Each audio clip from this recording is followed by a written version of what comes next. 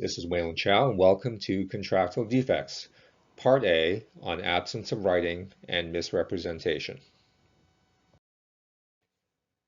Sometimes we could have a valid contract that has been formed with the three essential elements, which are an agreement formed by offer and acceptance, an exchange of consideration, and intention to form legal relations. So even though we have those essential elements which form a contract, we still may have an invalid contract due to a contractual defect.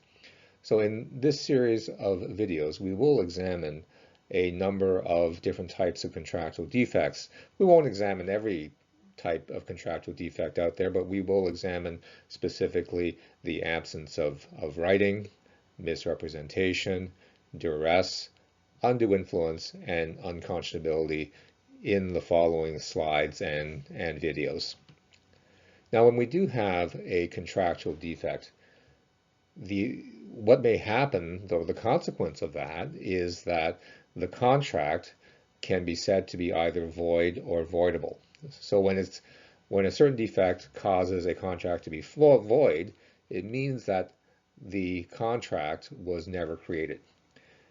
If it's only voidable, it means the contract was created and it is valid, but because of the defect, it can be canceled by one of the parties. And if it is canceled, then any goods or benefits received need to be returned. The first contractual defect that we will look at is called the absence of writing. Contrary to popular belief, it is not a general requirement that a contract needs to be in writing. However, having a contract in writing is a matter of good practice. It's something that is a good thing to do. It ensures that you have proof that a contract was entered into in case there is a dispute, and also it gives some certainty between the two parties as to what the terms are on a contract. There are exceptions to the rule that a written contract is not needed.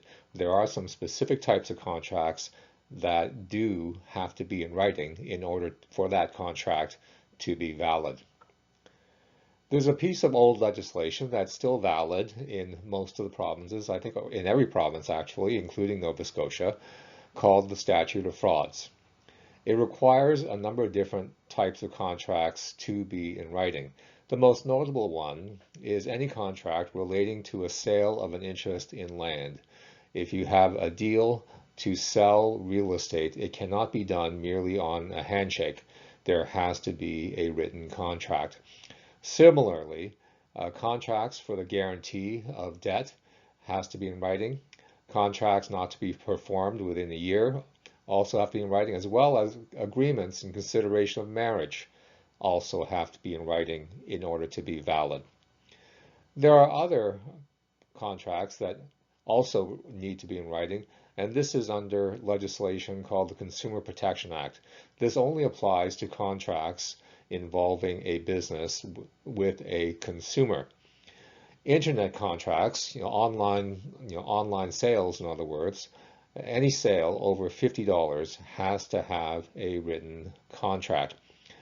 As well, direct sales that involve purchases over $100 also have to have a written contract provided to the consumer. Direct sales typically would be what we would call, door-to-door sales, when the salesperson comes to your doorstep to try to, sell you, a vacuum cleaner or some other good or service. So those sales, anything over $100, a written contract has to be provided to the consumer. Quite often, there are many things said in the negotiations between parties that lead up to a contract, and sometimes something is said that turns out to be untrue. And one of the parties, the other party, relies on that untrue statement in deciding to enter into the contract. So this describes a contractual defect called misrepresentation.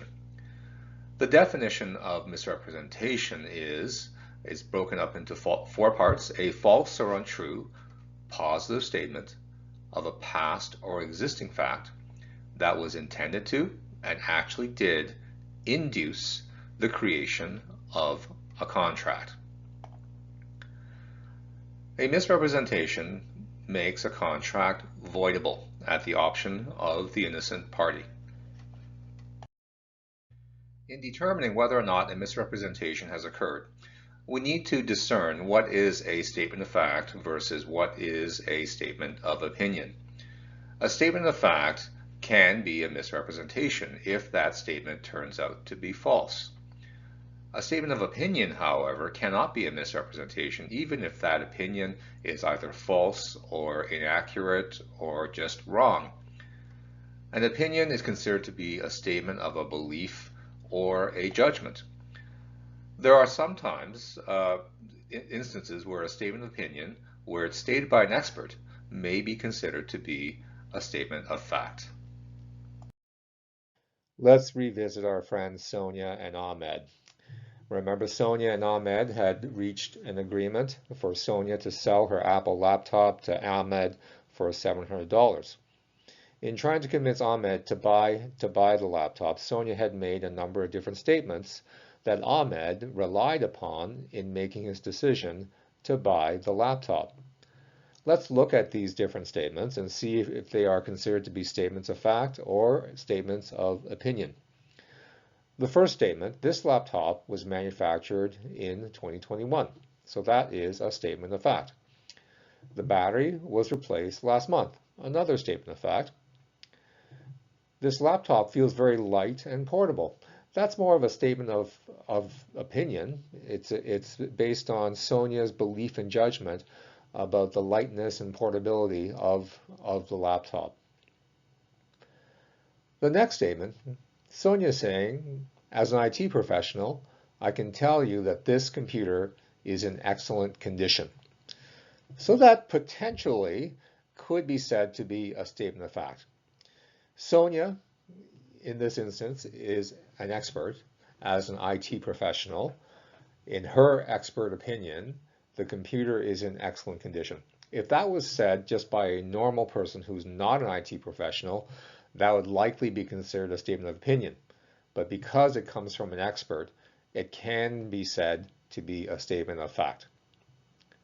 The next statement, the hard drive has 500 gigs of storage. Another statement of fact. I think it's the best laptop on the market. So that's more of a statement of opinion. And the last statement, it's an awesome computer, another statement of opinion.